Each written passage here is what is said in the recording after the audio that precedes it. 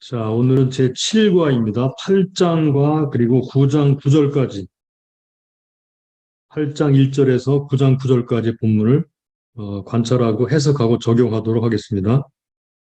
먼저 핵심 단어를 찾아봐야 되겠죠. 좀 간편하고 빠른 속도로 관찰하기 위해서 크게 한 두 가지 범주의 단어를 찾아보도록 하겠습니다. 첫 번째로 찾아볼 단어는 죄라는 말과 유사한 단어들 많죠, 그죠? 범죄, 죄악, 폐괴, 뭐 악, 우상숭배 등등.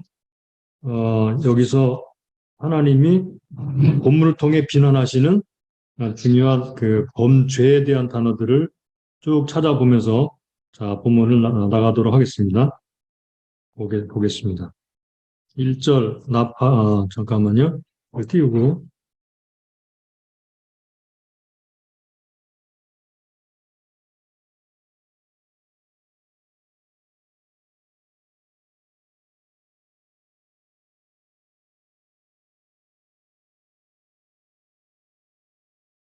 자, 보겠습니다. 나팔을 1절 나팔을 내 입에 댈지어다 대적이 독수리처럼 여호와 집에 덮치리니 이는 무리가 언약을 어기며 내 율법을 범함이로다. 예, 여기 언약을 어긴다는 말, 율법을 범한다는 말이 나오죠. 그 다음에 나중에 또 읽을 기회가 있으니까 전체를 다 읽지는 않겠습니다. 3절 이스라엘이 이미 선을 싫어버렸다. 이것도 다 죄 짓는 거죠. 버렸다. 대적의 저를 따를 것이라 그랬습니다. 4절 저희가 왕들을 세웠으나 내게서 말미암지 아니하였고 저희가 방백들을 세웠으나 나의 모르는 바며 저희가 또 그 은금으로 자기를 위하여 우상을 만들었나니 파멸을 이루리라. 5절 사마리아에 너는 내 송아지는 버리온 눈이라. 송아지 우상이죠. 예, 같은 부류로 보겠습니다. 내 노가 무리를 향해 타오르나니 저희가 어느 때에야 능히 무죄하겠느냐.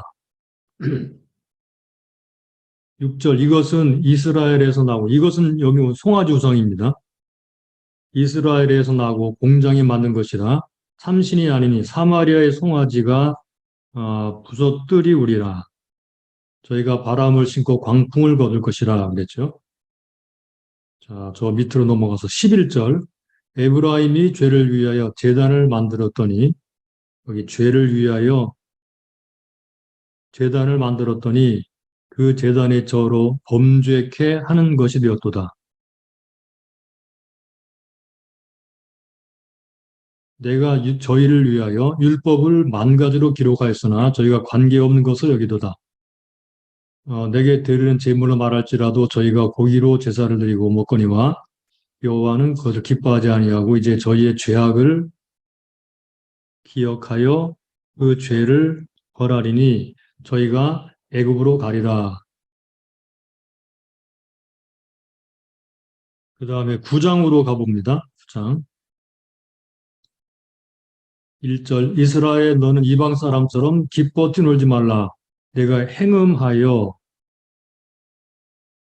내 하나님을 떠나고 각 타작마당에서 음행의 값을 좋아하였느니라.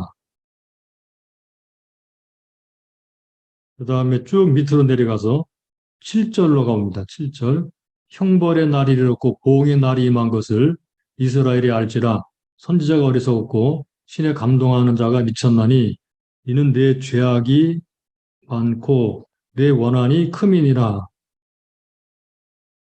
8절 에브라임은 내 하나님 파수꾼이언을 이는 선지자는 그 모든 행위에 새 잡는 자의 금을 갖고 또 그 하나님의 전에서 원한을 품었도다.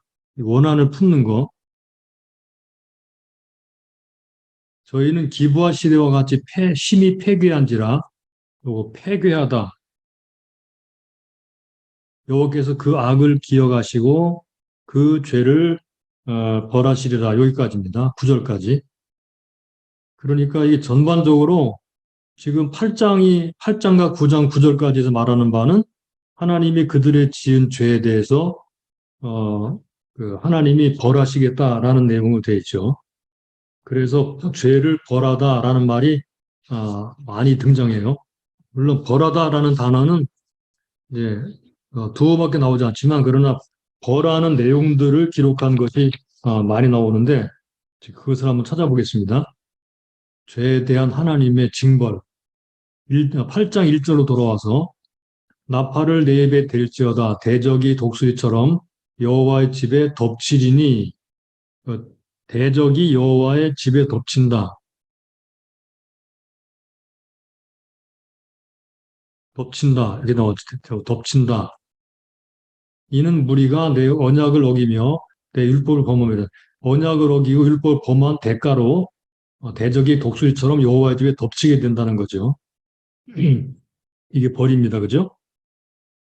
그 다음에 2절 저희가 장차 내게 부르짖기를 나의 하나님이여 우리 이스라엘의 주를 아나이다 하리라. 이스라엘이 이미 선을 실어버렸으니 여기 대적이 저를 따를 것이라. 대적이 저를 따를 것이라. 대적이 따른다 그랬죠. 선을 실어버렸으니 대적이 따른다. 4절도 저희가 왕들을 세웠으나 내게서 말미암지 아니하고 저희가 방백들을 세웠으나 나의 모르는 바며 저희가 또 그 은금으로 자기를 위해 우상을 만들었나니 파멸을 이루리라. 예, 각 절마다 계속 나오죠. 파멸을 이루리라 그랬죠. 그 다음에 6절로 넘어가서 이것은 이스라엘에서 나고 공장에 맞는 것이라. 이것은 송아지죠. 북왕국에 있었던 송아지 우상. 이것은 이스라엘에서 나고 공장이 맞는 것이라 참신이 아니니 사마리아의 송아지가 여기 부솥들이 우리라. 네, 이것도 하나님의 심판이죠.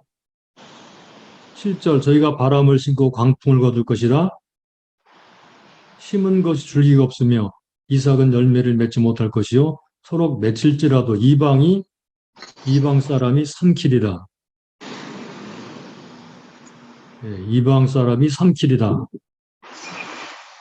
8절 이스라엘이 이미 삼키웠은즉 그건 이미 삼키웠다 그랬죠. 그죠? 이제 열국 가운데 있는 것이 기뻐하지 아니하는 그릇 같도다 그랬고요.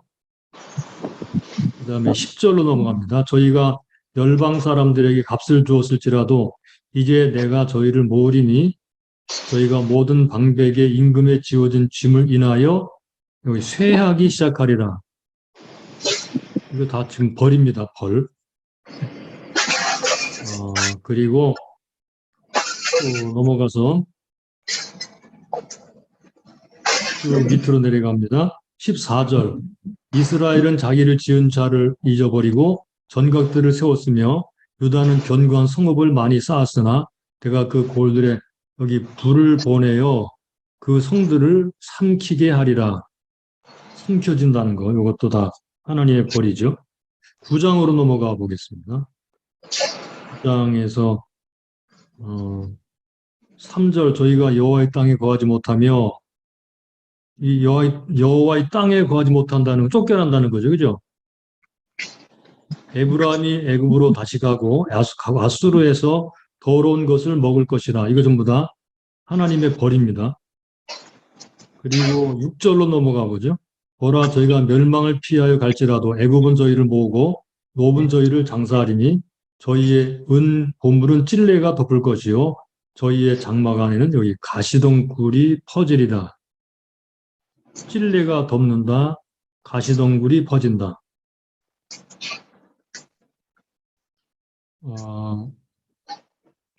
8장에서 하나 노축은 그냥 왔네요.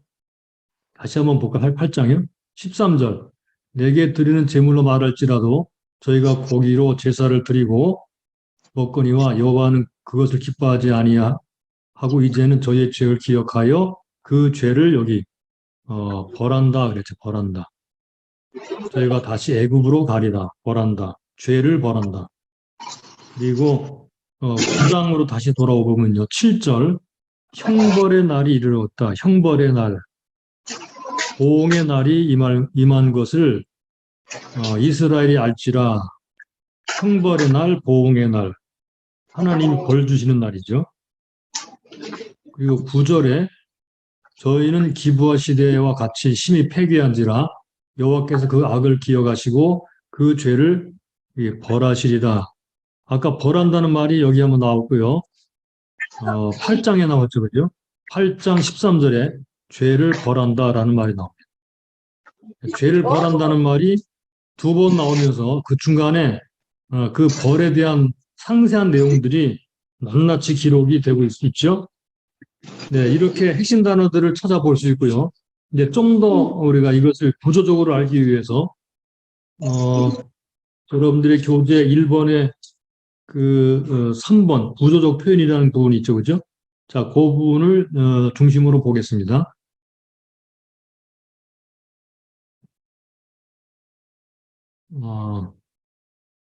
8장 1절부터 3절까지는요. 자, 8장 1절 3절까지는 뭐 서론적인 부분인데 이 부분은 언약을 어기며 율법을 범함이로다 그랬죠. 그래서 언약과 율법을 범했다라는 내용이 나옵니다.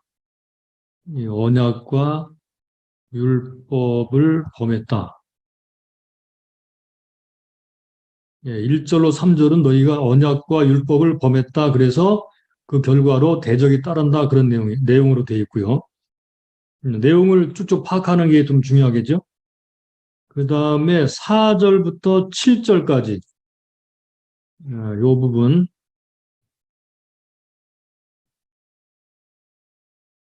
이 부분은 우상에 대한 이야기죠. 그죠? 우상. 어떤 우상인가? 송아지 우상입니다. 자, 그러면 그 단어가 어떻게 나오는지 볼까요? 왕을 바꾼 이야기와 함께 4절 중반대 저희가 또 근금으로 자기를 위하여 여기 우상을 만들었으니 우상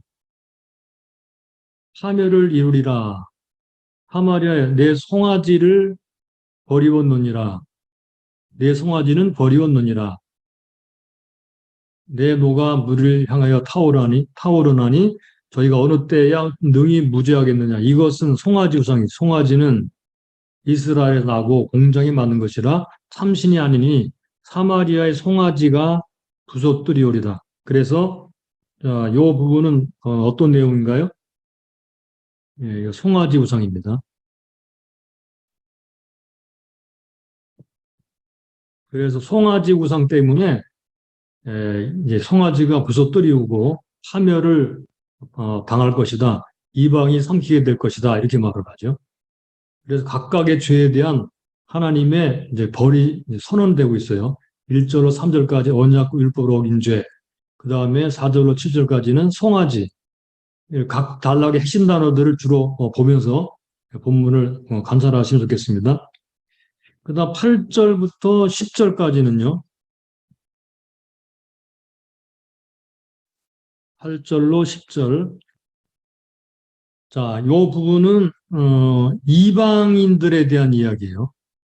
보겠습니다.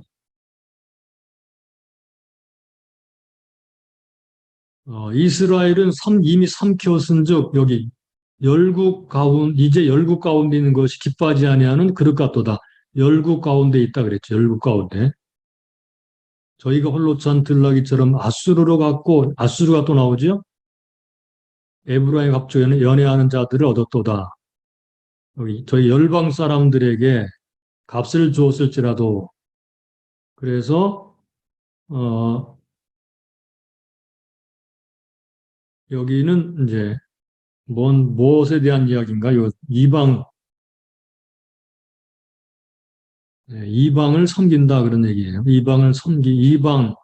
이방을 따른 죄, 이방을 따랐다는 것입니다. 이방에 대한 단어들이 등장하죠. 그 다음에 11절부터 14절, 여기부터 14절까지, 여기까지. 자, 이 부분은 율법과 관계없는 제사, 제사들에 대해서 얘기하고 있습니다. 제단을 많이 만들었다. 자, 볼까요? 에브라임의 죄를 위하여 여기 제단을 많이 만들더니 그 제단이 저로 범죄케 하는 것이 되었도다. 내가 저를 위하여 내 율법을 만 가지로 기록하였으나 저희 관계없는 것을 그러니까 율법을 관계없는 것으로 여기면서 제단만 많이 만들었다는 얘기죠. 내게 드리는 제물로 말할지라도 제물 저희가 고기로 제사를 드리고 먹거니와 여호와는 그것을 기뻐하지 아니하고 여기 제사를 기뻐하지 아니하고 이 저희 죄악을 기억하여 그 죄를 벌하리니 저희가 애굽으로 다시 가리라. 이스라엘은 자기를 지은 자 잊어버리고 이렇게 나옵니다. 자, 보세요. 여기는 그러니까 어떤 주제가 등장하나요? 네, 제사. 율법과 상관없는 제사만 잔뜩 드린다는 얘기입니다. 그래서 그 죄를 벌하겠다. 이렇게 말씀하죠. 9장으로 가보면요. 9장 1절부터 5절까지가 하나의 주제로 되어 있어요.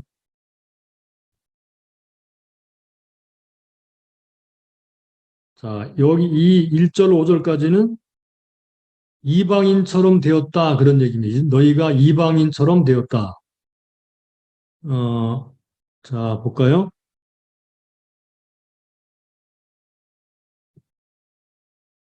이스라엘아, 너는 이방 사람처럼 뛰놀지 말라. 여기 이방 사람처럼 뛰놀지 말라 그랬죠. 어, 그리고는 이제 이방 사람처럼 그들이 어떻게 했는지를 쭉 나와요. 그래서 3절에 저희가 여호와의 땅에 거하지 못한 에브라임이 애굽으로 다시 가고 아수르에서 더러운 것을 먹을 것이라. 완전 이방 사람이 되는 거죠. 애굽으로 다시 가고 아수르로 다시 간다. 저희가 여호와께 전제를 드리지 못하면 여호와 기뻐하시는 바도 되지 못할 것이라. 저희 제물은 거성 입은 자의 식물과 같아서 그것을 먹는 자는 더러워지나니. 네. 그래서 이 부분은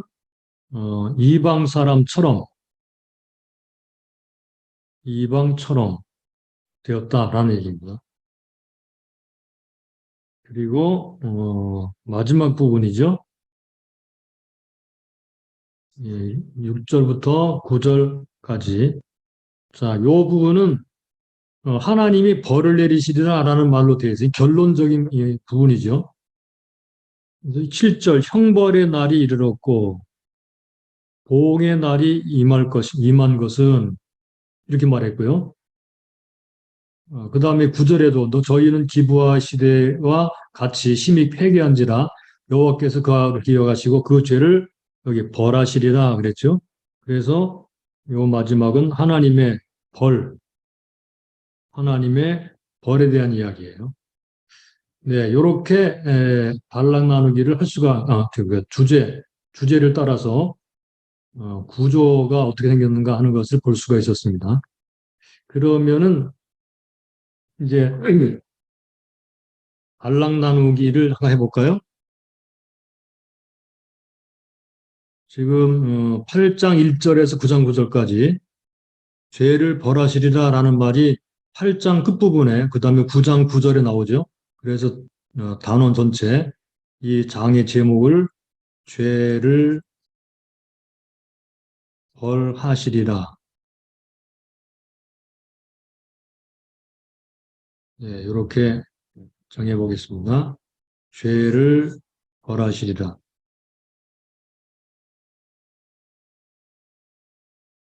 그래서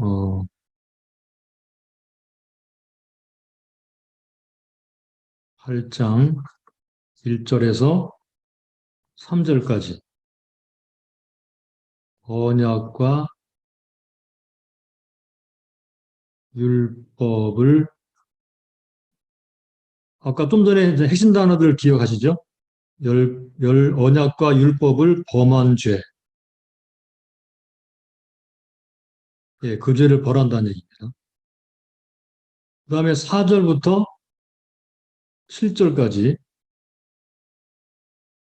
요거는 송아지 기억나시죠? 송아지 우상 숭배죄. 어떤 죄들을 언급하는지 잠깐 보시면서 그렇게 좀 살펴보시기 바랍니다. 8절부터 10절까지. 이거는 이방을 의지한 죄. 그 다음에 11절부터 14절까지. 제사, 뭐 어떻게 말을 만들까 하다가 제사, 만능, 주의, 죄. 제사만 드린다는 거죠. 그리고 9장으로 가보면 9장 1절부터 5절까지는 이방 사람 같아진 죄. 이방 사람, 이방을 닮았다는 거예요. 자, 6절로 9절까지는 선지자를 대적한 죄.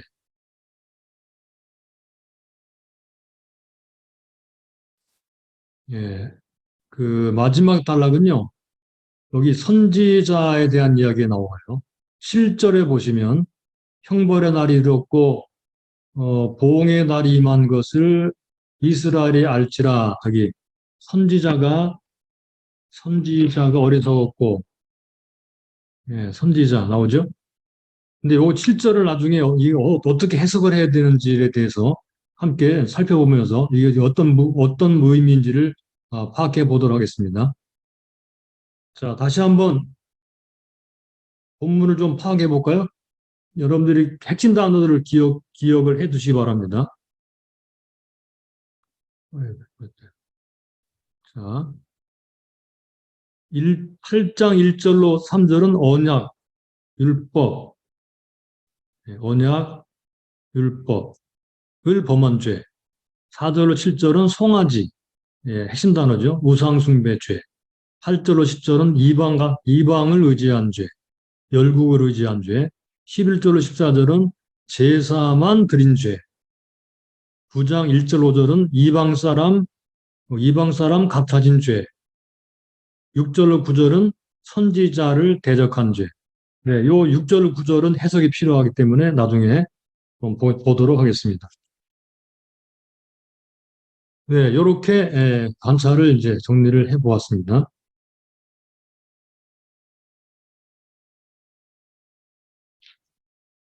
네, 그러면 좀 해석에 들어가도록 하죠. 여러분들 교재 2번을 보실까요? 1절부터 3절까지를 좀 연구를 해보도록 하겠습니다.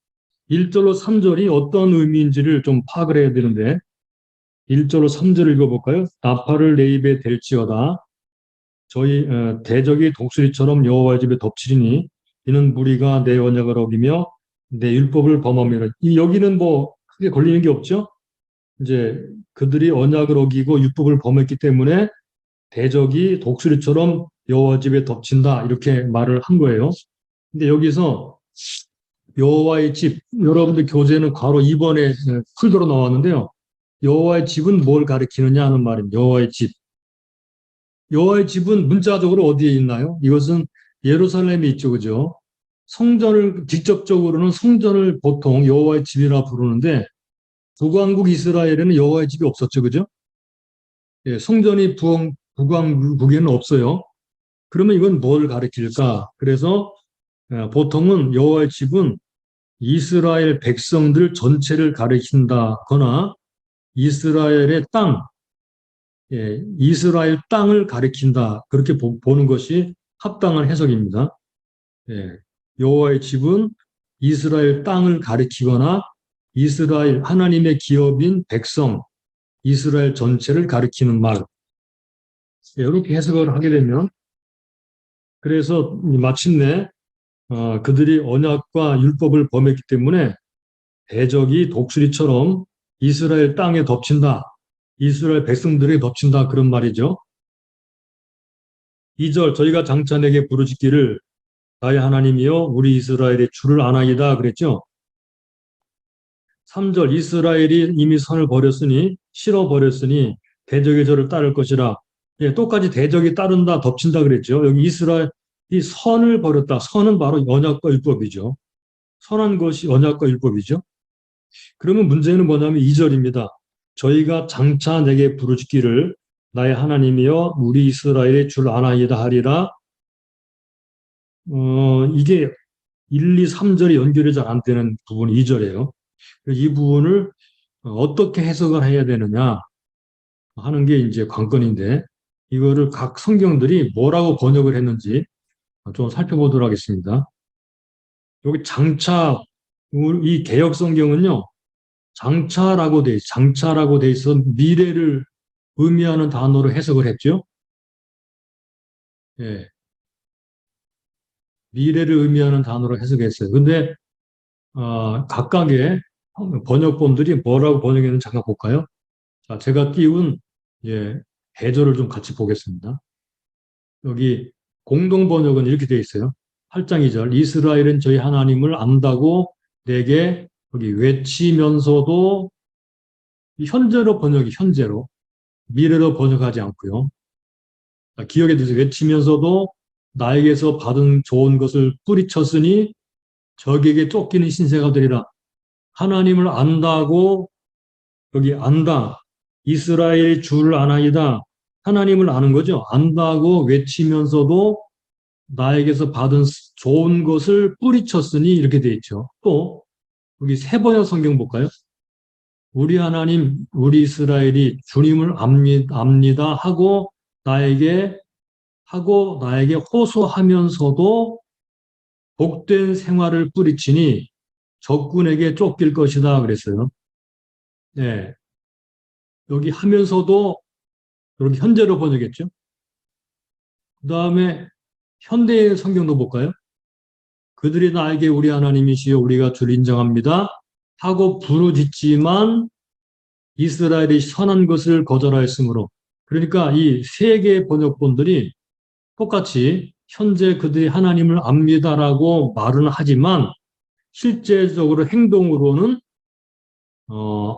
하나님께서 주시는 선한 것, 뭐 언약이라든가 율법이라든가 선한 삶이라든가 이런 것을 거절했다, 뿌리쳤다 이렇게 말을 하고 있죠.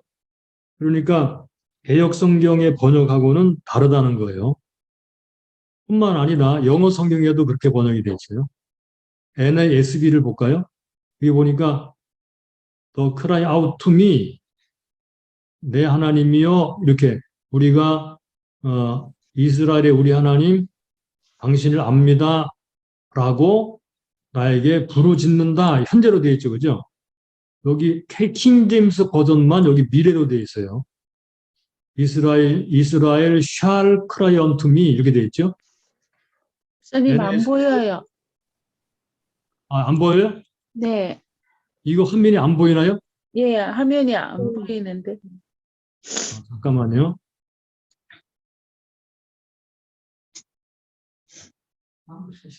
안 보이네.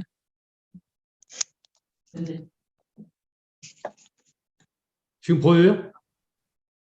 네, 보여요. 안 보여요? 이게 보여요? 뭐야? 화면이 보이긴 보이는데 이게 뭐지? 질이 안 좋아요? 아니요. 호세아 네. 내용이 좀 네. 예, 예. 보여요, 목사님. 이게 화면, 아마 그 핸드폰이나 조그만 모니터로 보시는 분들은 잘 안 보일 수도 있어요. 이게 지금 작아가지고. 이 역본을 여러 개 띄워놔가지고. 그래요. 여기도 목통에다 또 보이다 그러는 모양이네. 자, 다시 한번 잠깐 간단히 다시 볼까요? 여기 세 번, 공동 번역의 8장 2절에 하나님을 안다고 나에게 외치면서도 이렇게 되어 있죠. 그죠? 나에게서 받은 좋은 것을 뿌리쳤으니, 그러니까 말은 하면서도 하나님에게서 오는 좋은 것을 뿌리쳤다 그 말입니다. 8장 2절도 우리가 주님을 압니다 라고 나에게 호소하면서 뿌리쳤다 그랬죠. 여기 현대 성경도 그들이 나에게 우리 하나님이시여 우리가 주를 압니다 하고 부르짖지만 거절했다 그랬죠. 그런데 개역 성경이나 킹 제임스 버전에는 이스라엘이 부르짖을 것이다. 나의 하나님, 우리가 당신을 압니다. 라고 그래서 미래에 부르짖을 것이라고 번역을 했어요. 근데 NASB에는요, 요거 보이시나 모르겠네요. They cry out to me. 그들이 나에게 부르짖는다. 현재로 번역했어요. 그러니까 개역 성경하고 킹 제임스 버전만 미래로 번역했고 나머지 대부분의 역본들은 현재로 번역을 했어요. 이게 뭐가 달라지느냐? 좀 전에 보았던 것처럼 현재로 번역하면 지금 하나님 당신을 우리가 압니다라고 부르짖으면서도 하나님이 주신 선한 것을 다 뿌리쳤다, 버렸다. 그래서 대적이 따른다라는 말로 된다는 것입니다.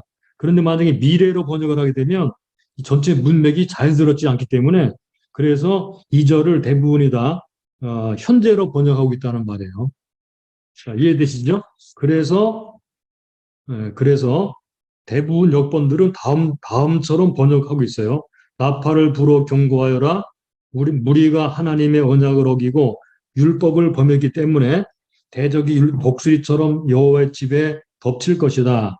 그들은 나의 하나님이여 우리가 주를 아나이다 하면서도 선한 것을 거절하였으니 대적에게 쫓길 것이다. 이렇게 번역이 된다는 것입니다. 네, 그래서 미래와 현재로 번역하면 의미가 달라진다 그 말이에요. 이런 것들을 우리가 그 선지서에서 분별하는 것이 뭐 해석하고 적용하라는 데 크게 도움이 될 거예요. 그러니까 결과적으로 어떤 결과가 오나요? 여러분 교재 3번을 괄호 3번 보시죠. 괄호 3번 보시면 거기 그 신명기 28장이 나오죠. 그죠? 신명기 28장의 응답이라는 것입니다. 자, 45절을 보시면요. 여러분 교재 나옵니다. 내가 내 하나님 여호와의 말씀을 순종치 아니하고 내게 명하신 그 명령과 규를 지키지 아니하므로 이 모든 저주가 내게 임하고 너를 따르고 내게 미쳐서 필경 너를 멸하리니. 그 다음에 48절로 넘어갑니다. 내가 줄이고 목마르고 헐벗고 모든 것이 핏절한 중에서 여호와께서 보내사 저를 치게 하실 대적을 섬기게 될 것이니. 대적이 덮친다 그랬죠? 그가 철멍에를 내 목에 메워서 필경 너를 멸할 것이라. 여호와께서 원방에서 땅끝에서 한 민족을 독수리의 나름같이 너를 치러 오게 하시리니. 그 다음에 51절 중간쯤에 필경은 너를 멸망시키며 끝에 필경은 너를 멸절시키리라. 이렇게 되어 있어요. 그러니까 언약과 율법을 범한 결과로 대적에게 의해서 멸망을 당한다. 그러므로 호세아 8장 1절로 3절은 신명기 28장의 저주 예언의 성취다 그 말입니다. 언약과 율법은 선한 것이고 하나님이 주신 복인데 이것을 걷어차버린 이스라엘이 결국에는 신명기에서 예언되었던 것처럼 대적이 쳐들어와서 그들을 멸망시키게 된다라는 것입니다. 네, 이렇게 하는 것이 이제 자연스럽게 이제 번역이 되고 해석이 되죠. 자, 중요한 것은 여기서 이것입니다. 여러분 교재 괄호 5번을 보세요. 자, 우리가 하나님을 안다라고 말하면서도 하나님의 말씀에 순종하지 않고 선한 것, 즉 언약과 율법을 실어버렸다고 한다면 결과적으로 어떤 일이 벌어지는가? 멸망인데 이것은 오늘날도 똑같죠. 그죠? 우리가 하나님을 압니다. 입으로 고백을 하지만 하나님의 말씀을 저버리게 되는 것. 입과 행동이 다르다는 것입니다. 입으로는 하나님을 압니다. 엘로임, 다트 엘로임 이렇게 말을 하지만 그러나 행동으로는 안 그런다는 거예요. 그러면 결과가 뭐라고요? 대적이 따른다. 마귀가 들어오고 덮치게 되고 재앙이 오게 되고 징계가 따른다. 그 말입니다. 예, 그래서 입으로만 고백하는 것이 의미가 없다라는 것입니다. 입으로만 고백하는 것은 의미가 없다. 진짜 선을 실어버리지 아니하고 행동으로 옮기는 것, 그게 진짜 신앙 고백이다 하는 말이죠. 그 다음에 3번으로 넘어갈까요? 3번에 8장 4절로 7절까지 나오는 두 가지 죄악이 나오는데, 두 가지 죄악. 자, 어떤 게 있나 볼까요?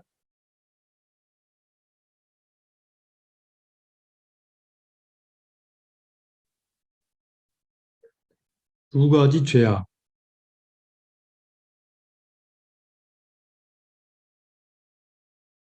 8장 4절부터 7절까지 해서 두 가지 죄악.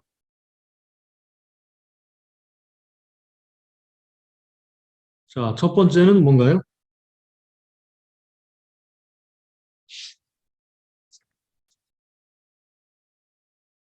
첫 번째는,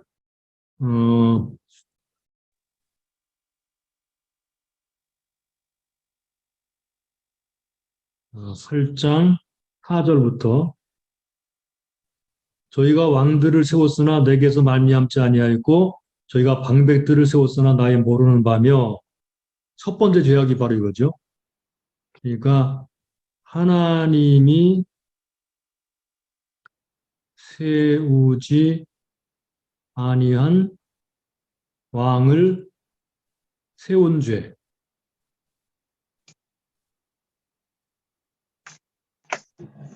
예. 통치자들을 자기들 마음대로 세운 거예요. 두 번째 죄. 자, 4절 하반절. 저희가 또 그 은금으로 자기를 위하여 우상을 만들었나니 파멸을 이루어서 하마리아 내 송아지는 버리었느니라. 그래서 5절, 6절 계속 하는 말이 이 송아지 우상 숭배죄예요. 송아지 우상 숭배. 송아지 우상 숭배죄. 그런데 우리가 여기서 생각해 보아야 될 것은 이 두 가지, 즉 왕과 송아지,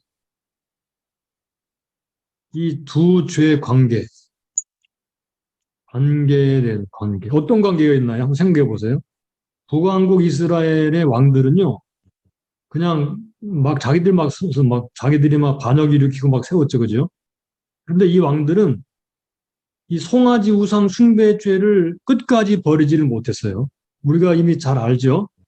그러니까 이 송아지 우상은 이 어용 종교입니다. 어용 종교. 그리고 이 종교는 정권 유지용입니다. 정권 유지용. 정권을 유지하기 위해서 송아지를 버리지를 못했어요. 이것은 초대 왕인 여로보암이 북쪽과 남쪽에 송아지 우상을 하나씩 만들어 세워서 이게 너희를 애굽에서 인도한 여호와다 이렇게 해서 이제 이스라엘 성전으로 가지 못하도록, 예루살렘 성전으로 가지 못하도록 세운 그런 우상이거든요. 왕들은 항상 왕들이 일어날 때마다 다른 것들은 다 뭐 바알도 없애고 다 했는데, 그런 왕도 있었는데, 그런데 이 두 가지 그 의미를 가지고 있었던 이 송아지 우상만큼은 버리지를 못했어요. 그렇다면 우리가 적용점을 생각해 볼까요?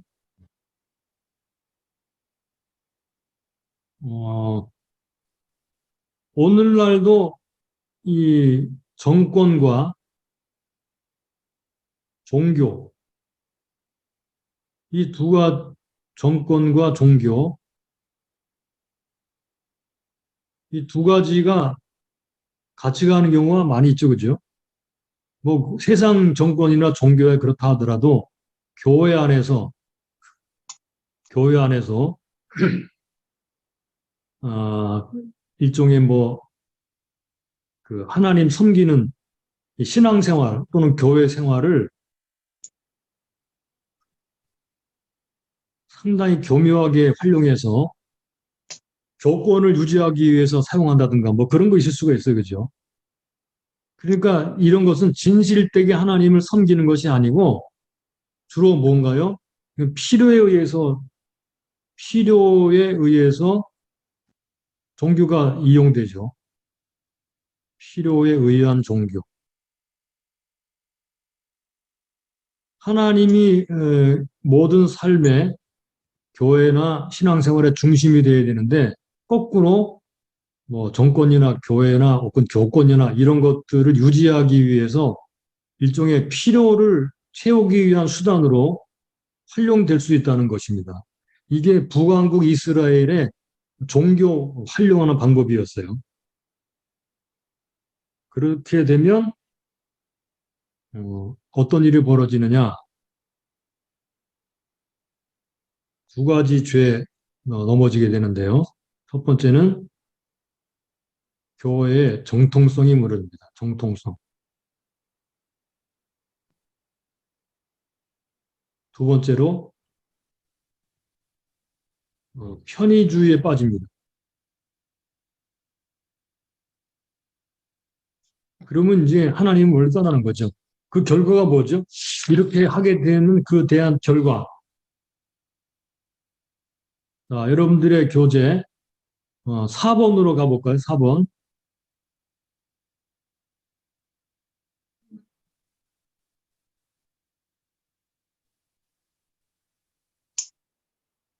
4번에 보시면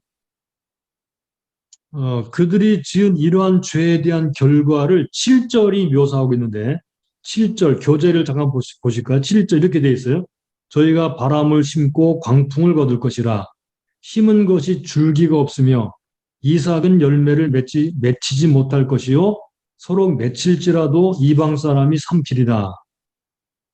이게 7절이 그 죄에 대한 결과인데 이렇게 말하죠. 한마디로 말 이렇게 말합니다. 비유적으로 말을 합니다.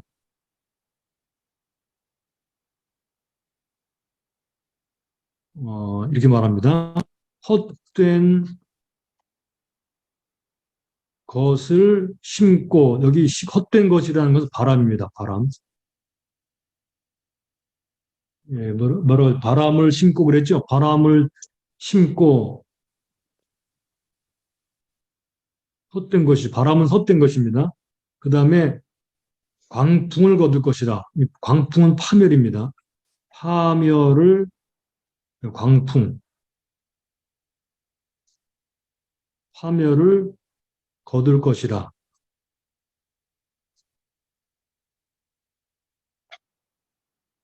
예, 7절이 바로 이런 얘기입니다. 헛된 것을 심었기 때문에 파멸을 거두게 될 것이다. 즉 무슨 얘기인가요? 심은 대로 거둔다.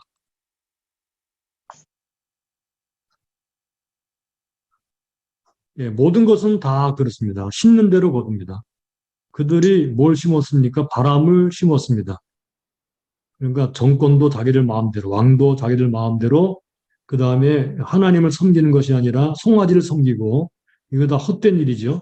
이런 것들을 심었기 때문에 결국은 광풍, 즉 파멸을 거두게 된다. 그들이 심은 대로 거두게 된다. 바람이 광풍으로 바뀝니다. 본문이 그렇게 워드 플레이를 하고 있어요. 바람이 광풍으로 바뀝니다. 그러니까 우리에게 주는 교훈이 뭔가요? 심을 때 뭘 심으라는 것입니까? 뭘 심지 말라는 것입니까? 바람을 심지 말아라. 또 헛된 것을 심지 말아라.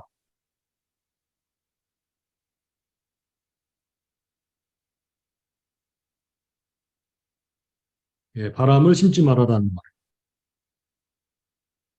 심는 데는 거둔다.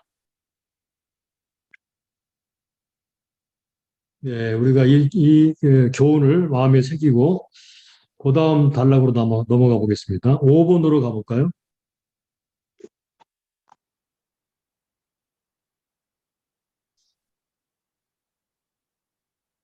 자, 5번으로 가보시면 8장 8절로 14절, 8장 8절로 14절입니다. 여기 보니까 또 이렇게 8절이 말합니다. 8절. 이스라엘은 이미 삼키었은즉 이제 열국 가운데 있는 것이 기뻐하지 아니하는 그릇 같도다. 기뻐하지 않는 그릇, 이스라엘을 기뻐하지 않는 그릇에 비유했습니다. 여러분 교재 5번에 가로 1번에 나오죠. 기뻐하지 않는 그릇 같다 그랬어요. 이게 무슨 의미일까요? 기뻐하지 않는 그릇. 그거는 8절 기뻐하지 않는 그릇.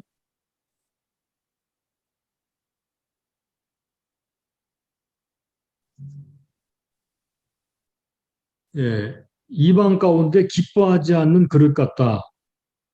그거는 열국 중에서 천덕꾸러기라는 말입니다. 천덕꾸러기. 천덕꾸러기. 열방 중에서 천덕꾸러기가 되었다. 이 말은 다시 말하면 어, 정체성을 잃어버렸다. 정체성 상실.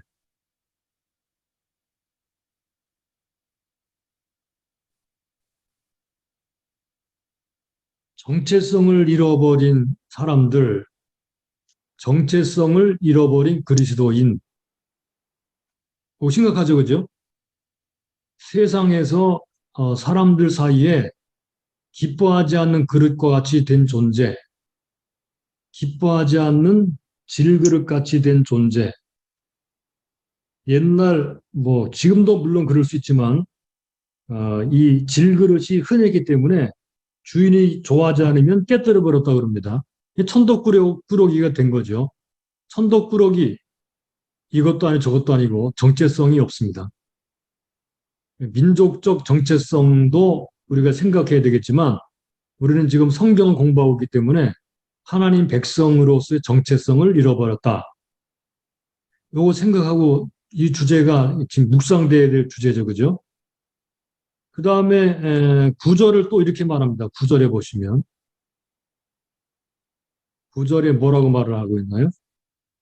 저희가 홀로 처한 들나귀처럼 아수르로 갔고 에브라임이 값주고 연애하는 자들을 얻었도다. 홀로 처한 들나귀.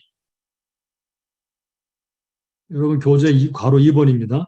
홀로 처한 들나귀. 자, 이 홀로 처한 들나귀가 상징하는 것이 뭔가요? 이거는 이 들나귀가 상징하는 것은요, 여긴 고독, 그리고 고집이 세다 그러죠. 그 다음에 정욕, 이런 것들을 상징한다고 그러거든요. 그러니까 요건 뭘 의미하는가? 어, 그거는 홀로 방황하는 것입니다.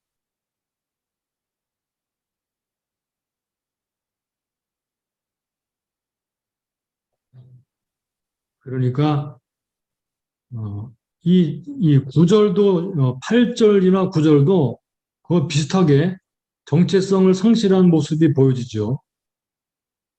그러니까 8절에 나오는 기뻐하지 않는 그릇도 이 자신의 독립성, 정체성 이런 것들이 흔들리고 굉장히 그 다른 사람들에게 인정받지 못하는 그런 존재로 되어버렸고 홀로 처한 들나귀를 통해서도 혼자 처해 있고 고집스러우면서 홀로 방황하는 모습을 보면서 여기도 역시 정체성이 상실된 그런 모습이 등장하고 있습니다. 그래서 기뻐하지 않는 그릇과 홀로 처한 들나귀는 이 두 구절을 통해서 볼 수 있는 그런 어, 교훈적 모습이 하나 이거예요. 첫째는 천덕꾸러기,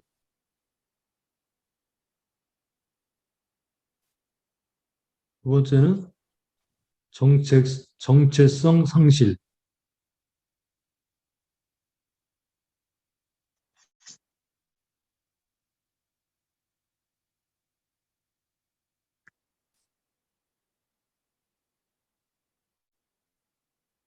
그 다음에 세 번째는 방황. 이런 것들이 여기서 보여지죠. 하나님께서 이스라엘 혹은 그리스도인들을 하나님의 소유 혹은 하나님의 제사장 나라로 선택했는데, 근데 그들은 세상에서 천덕꾸러기가 되어 있고, 뭐 그들의 정체성이 뭔지 잃어버렸고 홀로 방황하는 그런 존재가 되어버렸어요. 그러니 어떻게 하겠습니까, 그죠? 오늘 그리스도인들이 만약 이렇게 되면 어떻게 되겠어요? 이런 일이 벌어지면 어떻게 된다고 말을 하고 있나요? 예, 이거 심각하죠? 결국은 하나님께서 그들을 이제 징계할 수밖에 없죠, 그죠? 결국은 그래서 여기 그 쇠한다 그랬어요. 7절에 보니까 삼키웠다 그랬고, 그리고 10절에 보니까 쇠하기 시작하리라, 쇠한다. 이러면 결국은 쇠하는 거죠. 교회가 쇠하고 각각의 신앙이 쇠하고 모든 부분이 쇠하게 되죠. 이거는 세상을 의지하는 것도 아니고 하나님 의지하는 것도 아니고 세상에서 인정받는 것도 아니고 하나님께 인정받는 것도 아닌 아주 미묘한 그런 그 사람들이 되어서 이렇게 하거나 저렇게 하거나 참 불쌍한 존재가 되어버립니다. 이게 그리스도인의 모습이 될 수가 있어요. 이 그들의 결과는 비참한 존재가 되는 거죠. 그러니까 세상 사람들처럼 뭐 정치적으로나 돈으로 뭐 세상의 어떤 방법으로 자신의 정체성을 유지하려고 하는 것이 얼마나 어리석은 것인가. 그래서 이 그리스도인의 이 정체성을 확립하는 것, 이거 굉장히 중요하다 그 말입니다. 그리스도의 정체성을 확실하게 확립하고 어떤 상황이 온다 하더라도 독립성과 정체성을 유지하면서 꿋꿋하게 살아나가는 것, 이게 하나님이 원하시는 것이 그런 사람들 통해 하나님이 일하시는 것입니다.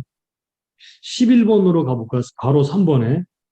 자, 11번에서는 제단에 대한 이야기가 나오잖아요. 제단.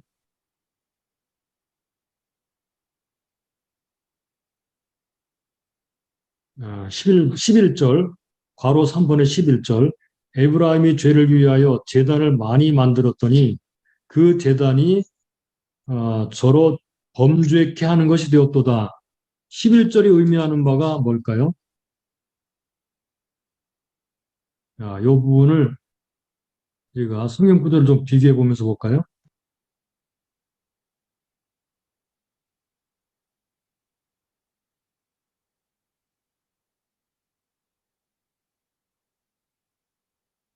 자, 8장 11절에 공동 번역 이렇게 번역되어 있어요. 에브라임은 제단을 많이도 세웠으나 죄를 벗으려고 세운 그 제단들이 죄를 더해주는 제단이 되었구나.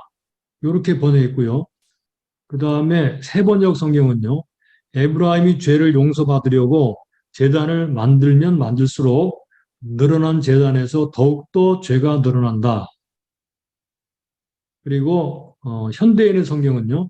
이스라엘 백성이 죄를 없애려고 많은 제단을 쌓았더니 그것이 죄를 짓는 제단이 되고 말았다. 예, 제단을 만들면 만들수록 죄가 더 많아졌다는 말인데요. 이 말이 무슨 의미일까요? 북왕국 이스라엘은 각처에 제단을 많이 만들었다고 합니다. 그런데 그 자체가 뭐가 되었습니까? 하나님의 계명을 어기는 범죄 행위가 되었어요. 왜냐하면 신명기 12장 5절 이하를 보면 하나님께서 그들에게 택하신 곳인 하나님이 거하실 곳으로 찾아 나가서 거기서 번제를 드리고 제사를 드리라 그랬거든요. 제단을 많이 만들면 안 되죠. 어디에서 드려야 되나요? 예루살렘 성전에서 드려야 되는 거예요. 근데 그들은 제단을 하나님께 제사 드리려고 제단을 많이 만들었는데 많이 만들수록 죄가 되죠. 그런 의미입니다. 그러니까 예배를 드리면 드릴수록 범죄 행위가 되고요. 그들은 뿐만 아니라 13절로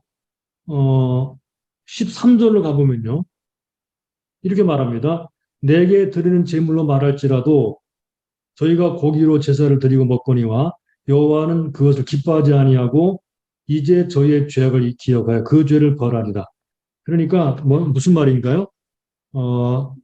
제사에는 관심이 없고 제물에만 관심이 있다. 그 말입니다.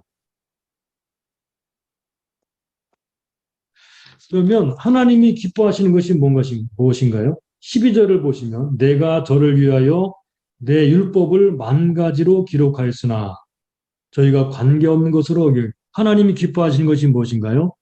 하나님이 기록하신 말씀을 따라 행동하는 것입니다. 그러니까 하나님이 기뻐하시는 것은 뭔가 그들 나름대로 하나님께 뭔가 많이 해드리는 것, 뭐 제사를 많이 드리고 제단을 많이 만들고 이렇게 하는 게 아니고 하나님이 기뻐하시는 말씀대로 행하는 것, 이것이라는 말이죠. 자, 괄호 4번도 말씀을 드렸어요. 13절에 나오는 제물, 하나님이 기뻐하지 아니하는 것인데 그들은 제물을 드리는 열심만 있었고 하나님에게는 관심이 없었어요. 그래서 요거를 키아즘식으로 이렇게 돼 있거든요. 자, 보시면 A 제단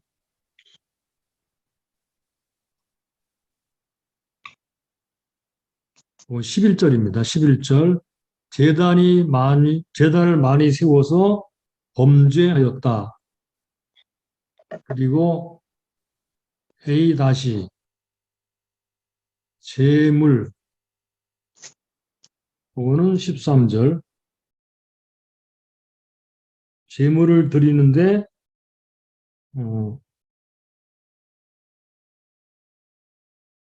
그거는 하나님과는 관계없죠. 죄를 기억하여 벌하겠다. 그거는 제물만, 하나님은 관계없고 제물만 드리죠. B, 이것은 율법과는 관계없다. 관계없이 행함. 이런 식으로 되어 있어요.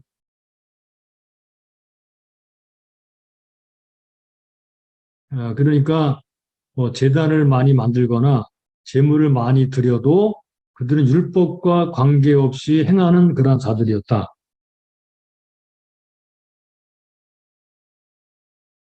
바로 5번에 나오는 말씀 답입니다. 바로 5번. 율법에 대해서는 저희가 관계없는 것을 여겼다. 예배는 많이 드리지만 하나님 말씀과는 관계없다.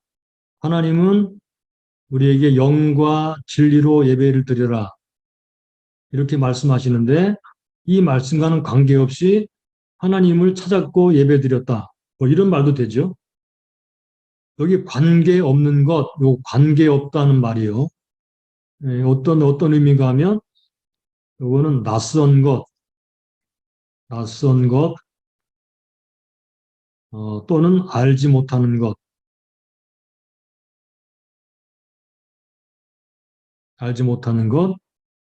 또는 귀찮은 것, 이런 의미입니다. 귀찮은 것.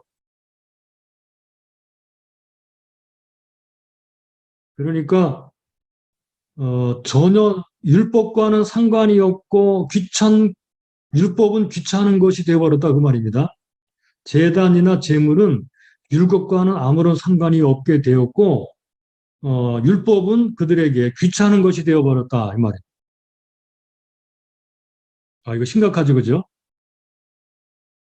그러니까 성경과는 상관없이 사는 사람들, 성경과는 상관없이 예배 드리는 사람들, 그들은 오로지 문화, 물질, 번영, 안전 이것만을 취하면서 하나님을 버리고 오로지 그냥 무조건 복 받으려고 제단 많이 만들고 재물 많이 드리면 뭔가 이루어질 거라고 생각하면서 하나님이 세우신 언약과 율법을 귀찮은 것으로 여겨 여기고 살았던 사람들. 자, 이런 사람들에게 어떤 일이 벌어질까요? 예, 여기 보니까 죄를 벌하시리라 이렇게 말씀합니다. 고을들의 불을 보내어 삼키게 하리라 이렇게 말씀했습니다. 자, 그러면 지금까지 말씀드렸던 것을 잠깐 제가 만든 자료를 통해서 보도록 하겠습니다. 하나님이 없이 행한 것들이 뭔지.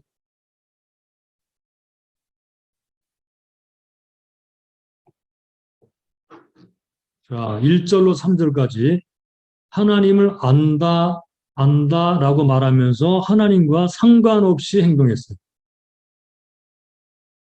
자, 이거 기억해 두세요. 하나님을 안다라고 말은 하면서도 행동은 하나님과 상관없이 행동했어요.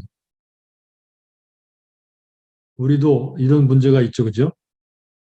그 다음에 두 번째, 하나님과 상관없이 정권 교체를 했어요. 하나님께 묻지도 않고 하나님이 원하는 사람도 아닌 사람들을 세우기 위해 죽이고 죽고 뭐 이렇게 했죠. 또 세 번째, 여기 4절 이야기고요. 5, 6절. 세 번째, 그들은 하나님이 금하신 하나님을 형상화하는 우상숭배. 하나님이 금하신 우상숭배를 했습니다. 하나님과 상관없이 우상을 통해서 하나님을 섬겼어요. 네 번째, 8절로 10절. 그들은 하나님을 의지하지 않고 열국을 의지했습니다.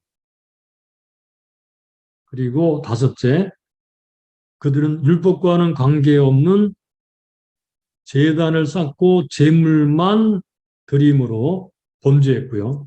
9절로 13절. 6절, 그들은 창조주 하나님을 잊어버리고 여기 창조주, 세상의 영화와 번영을 추구했습니다. 14절. 전각은 궁전이라는 말이거든요. 전각을 세웠고 하나님이 자기를 지은 자를 잊어버리고 전각, 궁전들을 세우고 유다는 견고한 성읍을 많이 쌓았다 그랬습니다. 그 결과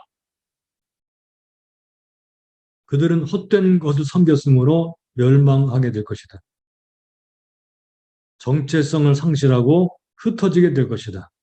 다시 종으로 전락하게 될 것이다 그랬습니다. 자, 우리 이 부분을 생각하면 간단하게 좀 묵상한다면요. 그들은 하나님을 안다. 나는 하나님을 안다. 라고 고백했지만 하나님을 향해서 자기를 지은 자를 잊어버렸습니다. 하나님이 없이 행한 종교적 행위나 언행, 이런 것들이 없는지 우리도 한번 생각해 볼 필요가 있겠죠. 우리의 종교 행위, 우리의 말과 행동, 하나님과 관계가 있는지 없는지 한번 생각을 해보고 따져보는 것이 말씀을 공부하는 중요한 이유라고 생각이 됩니다. 자, 그러면 이제 9장으로 넘어가 볼까요? 9장. 7번, 이스라엘아, 너는 이방 사람처럼 기뻐 뛰놀지 말라 그랬죠. 이것이 뭘 의미하는 것인가? 1절은요, 이 하반절이 그것을 의미하는 바를 알게 해주고 있어요. 자, 뭐라고 되어 있는가? 내가 행음하여 내 하나님을 떠나고 각 타작마당에서 음행의 값을 좋아했느니라. 그리고 타작마당에서 음행의 값을 좋아했다. 이방 사람처럼, 그러니까 결과적으로 이 풍성한 추수를 타작하면서 기뻐하면서 흥겨워했는데, 그들이 가나안 이방인들이 추수할 때 기뻐 뛰면서 바알 신이나 다곤 신 앞에 춤추는 모습을 연상시키도록 해주고 있어요. 그러니까 그들은 바알이나 뭐 다곤이나 이런 신들을 섬긴 결과로 그 값을 우리가 이제 받았다 그 말이죠. 그래서 기뻐하면서 뭐 우상 숭배하는 그런 모습이죠. 그래서 너희들이 이방 사람처럼 그런 식으로 기뻐하지 말아라. 그런 식으로 기뻐 뛰놀지 말아라 라는 말입니다. 왜 기뻐 뛰놀지 말아야 되나요? 자, 8번. 왜 그렇게 하지 말아야 되나요? 그 밑에 나오는 구절들이 다 그 답입니다. 첫째, 그들이 기뻐했던 타작마당, 술틀이 소용없게 되고 새로운 포도주가 떨어지기 때문입니다. 2절, 타작마당이나 술틀이 저희를 기르지 못할 것이며 새 포도주도 떨어진다 그랬죠. 그 다음에 두 번째, 저희가 여호와의 땅에 거하지 못하며 에브라임이 애굽으로 다시 가고 아수르에서 더러운 것을 먹을 것이니라. 땅을 잃어버립니다. 둘째, 땅을 빼앗길 것이기 때문입니다. 땅을 빼앗깁니다. 그 다음에 세 번째, 에브라임이 애굽으로 다시 가 아수르에서 더러운 것을 먹을 것이다. 결국은 종으로 전락하게 됐죠. 더러운 것을 먹는다 그랬어요. 부정한 이방 음식을 먹게 되기 때문에요. 종으로 전락하게 되죠. 네 번째, 저희가 여호와께 4절, 저희가 여호와께 전제를 드리지 못하며 여호와의 기뻐하시는 바도 되지 못할 것이라 저희의 재물은 거상 입은 자의 식물과 같아서 예, 거상 입은 자 상당한 사람이죠, 그죠?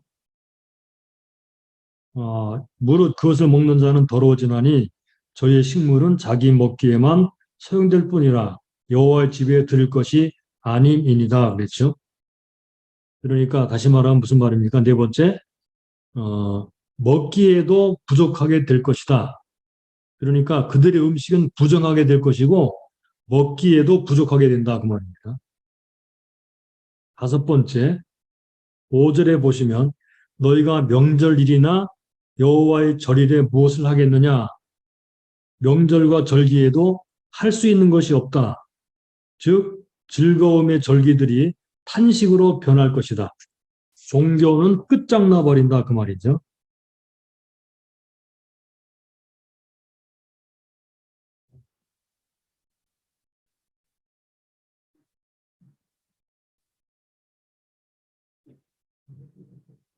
자, 이게 무슨 말인가요? 간단히 말하면요. 1절로 5절까지의 말씀은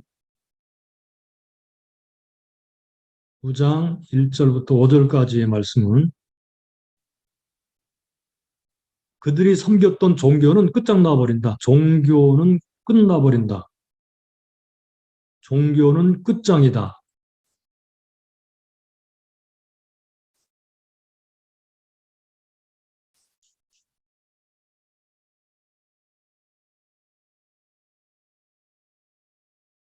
그들이 섬기는 종교들을 통해서 얻은 것이라고 기뻐하게 되는 것들은 다 없어지게 되고 잃어버리게 된다. 그 첫 번째가 잃어버리게 되는 것들이 나오는데요.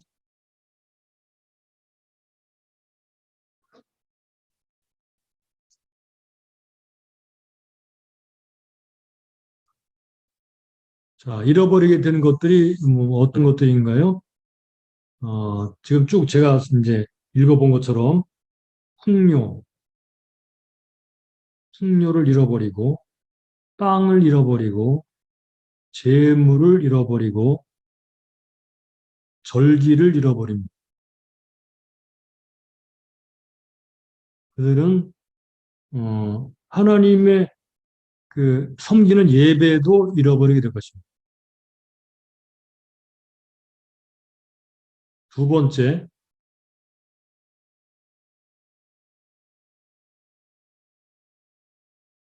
생기게 되는 것이 뭐냐? 뭐가 생기게 되는가?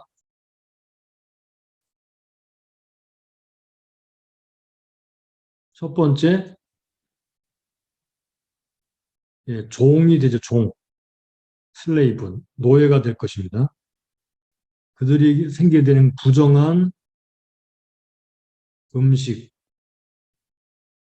그리고 궁핍,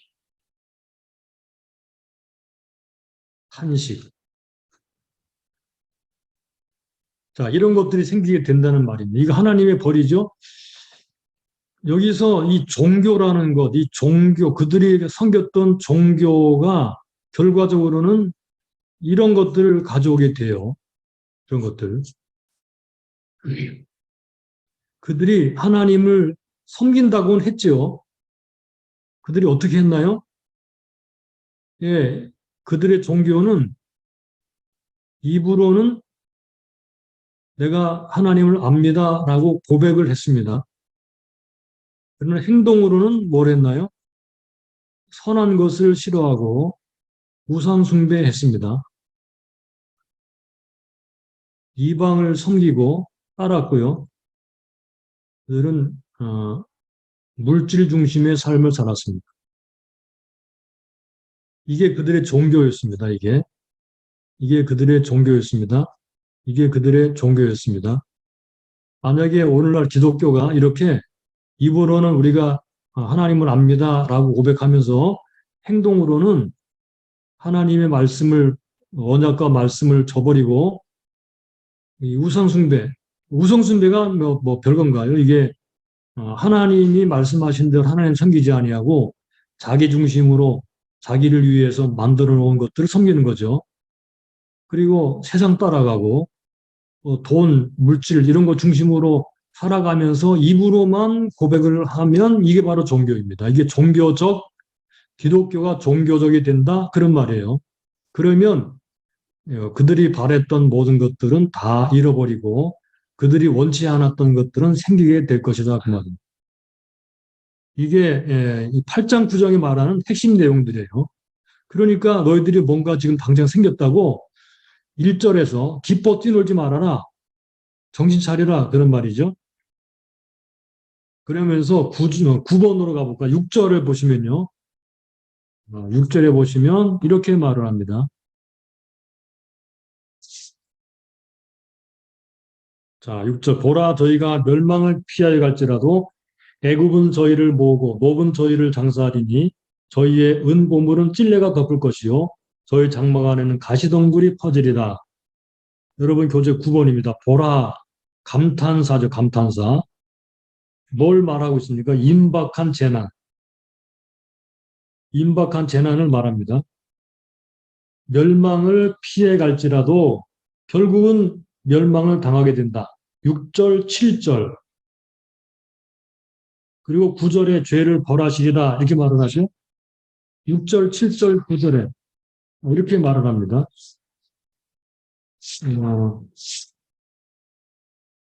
우리가 이 부분을 좀 생각을 해봐야 되겠죠. 이게 결국은 멸망을 당한다라는 얘기인데요. 예.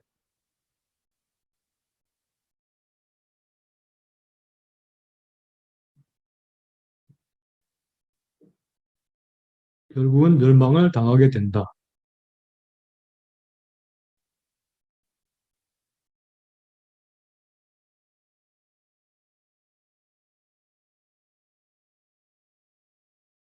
어, 11번으로 이제 결론을 좀 말씀을 해야 되겠네, 그죠? 나중에 정리를 좀 할까요? 전체를 오늘 공부한 것들 대략씩 정리를 해보겠습니다. 8장 1절에 나팔을 내일에 댈지어다 이렇게 말을 했죠. 나팔을 내일에 댈지어다. 자, 오늘은 혼합주의의 극치를 보았습니다. 혼합주의.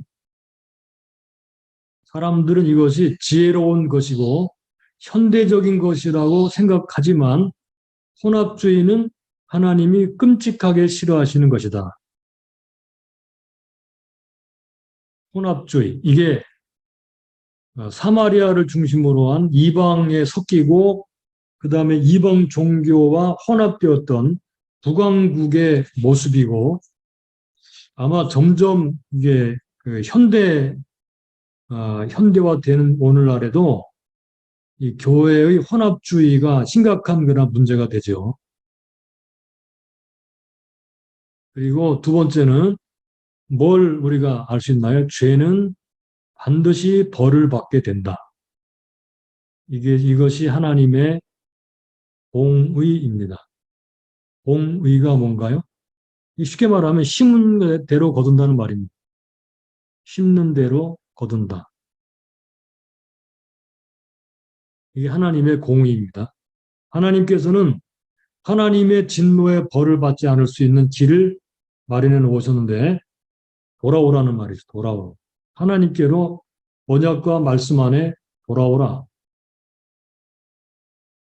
그 다음에 세 번째, 그리스도를 믿는 자들이 예배와 삶, 말씀과 삶, 혹은 믿음과 삶을 서로 관계없는 것 같이 생각한다면 어떤 일이 벌어지겠는가? 이 두 가지, 그러니까 예배, 삶, 말씀, 삶, 혹은 믿음, 삶, 이 두 가지가 서로 관계가 없는 것처럼 생각을 하지는 않는다는 거죠. 만약에 관계없이 생각을 하는 게 바로 종교입니다. 기독교는 이런 종교가 아니죠. 예배 삶, 말씀 삶, 믿음 삶, 밀접한 관계가 있어서 손의 안쪽과 바깥쪽인 것처럼 동전의 양면처럼 뗄 수 없는 그런 관계가 바로 이런 관계인데, 이런 것을 관계없는 것처럼 생각한다면 이스라엘이 멸망할 때 모습이고 오늘날에 어떤 일이 벌어지겠는가, 그런 말씀입니다. 우리의 신앙이 종교적으로 바뀌어 이방 종교처럼 된다라는 말입니다. 그래서 하나님 없이 행하는 것, 이게 바로 종교입니다. 하나님이 없이 행하는 것. 이것은 허무한 것입니다. 네 번째, 이 시대를 치유할 수 있는 분은 하나님 한 분밖에 없습니다. 이 시대를 치유할 수 있는 약은 하나님 말씀밖에 없습니다. 하나님 말씀.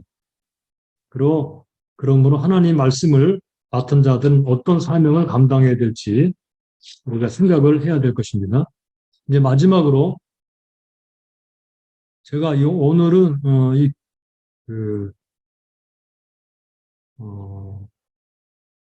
개요를 간단하게, 오늘 말씀드린 개요를 간단하게 정리해서 여러분들에게 드리겠습니다. 이것은 뭐 지금 시간상 이거 다 할 수는 없기 때문에 여러분들에게 드릴 테니까 한번 제목만 잠깐 보실까요? 오늘 7과는 삶이 없는 신앙 고백의 대가. 이게 1절로 3절, 8장 1절로 3절의 이야기고요. 4절로 14절은 하나님이 없이 행하는 자들의 헛된 수고. 예, 그래서 이것은 왕들과 송아지 종교, 값을 주고 사람의 힘을 의지하고 말씀과 관계없는 제사, 이런 부분이 나왔죠. 14절은 하나님을 잊어버린 인본주의 문명. 그러므로 결국은 임박한 재난이 오게 되는데 그 경고를 하고 있습니다. 그래서 암과 삶은 어떤 관계가 있는가? 오늘날 포스트 모더니즘에 물든 상대주의를 생각해 보고요. 하나님의 마음을 뇌물로 살 수 없죠, 그죠? 하나님 마음을 움직일 수 있는 것이 뭐냐 생각해 보고요. 파수꾼, 임박한 재난에 대한 경고를 하나님 파수꾼을 통해 선포하시는데 그 중에 대표적인 성경 인물들은 누구인가, 뭐 이런 거 알아보라고 했습니다. 오늘날 이 세기 말에, 그거는 옛날 만든 거를 교정을 안 했네요. 무엇을 해야 할지 생각해 보도록 보면 좋겠습니다. 자, 삶이 없는 신앙 고백의 대가. 하나님 없이 행하는 자들의 헛된 수고.